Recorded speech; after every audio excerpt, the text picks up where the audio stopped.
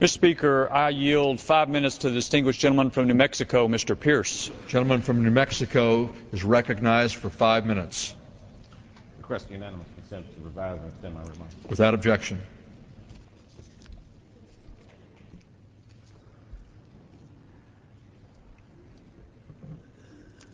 It is a very dark time for the nation. The president is at unpopularly low ratings, unprecedented in our history. We're involved in an unpopular war. Elected officials on both sides are calling for us to get out of the war. I'm not talking about this war, I'm talking about the Civil War, when President Lincoln had the courage and the vision to hold on to that concept that we must let liberty triumph, and because of his courage, we have a nation that has set the course for liberty for the entire world. Exactly what are we involved in here? This is far broader than a war in Iraq. This is a war with radical Islam. It's not the first time we've engaged with radical Islam. The first time that comes to my attention, 1786. Thomas Jefferson goes to find out about the Barbary Coast. He comes back and he writes, or he reads the letter about why the Barbary pirates were fighting everyone in that region. He buys his own book of the Quran to understand. But that letter that he had and brought back says that it was founded, he's talking about Islam, it was founded on the laws of their prophet, that it was written in their Quran that all nations who should not have acknowledged their authority were sinners, that it was their right and duty to make war upon them wherever they could be found. That same principle is holding today. We read it on all the web pages of the radical Islamists.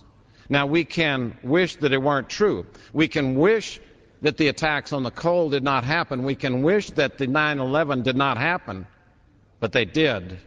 And now we're involved in a very difficult, unpopular war with the president, again, at historic low ratings. I rise today, Madam Speaker, Mr. Speaker, in opposition to this dangerously misguided resolution which will only embolden our enemies and demoralize our troops. Our friends on the other side of the aisle claim to support our troops, and I do not discount that. I do not question their sincerity. I question their judgment.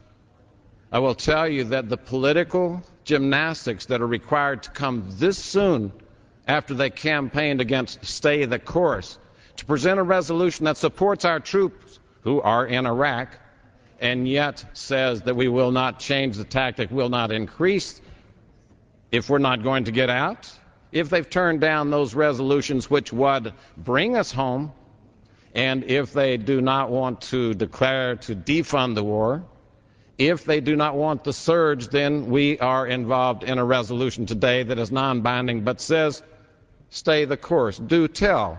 Stay the course is what they had to campaign so hard against in the last elections.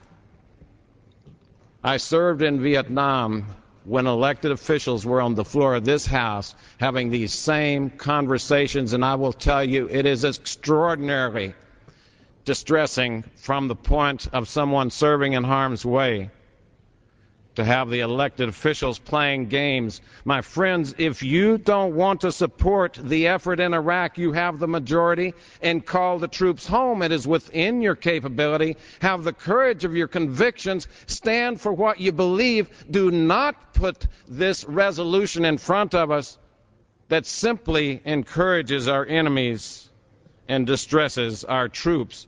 There are those who claim that General Abizaid has said we can't win the war. President Lincoln was faced with the same thing, generals who listened too much to the public. He had to fire General McClellan and replace him with General Grant. Many recall those words of the President Lincoln saying, "If you will not use the troops, sir, can I borrow them?" We have replaced the general who was in charge of Iraq with a new general, I'm sorry, but he is a troop. He is a commander. He is the commander. He is the supreme troop in Iraq, and he says, I could use more troops.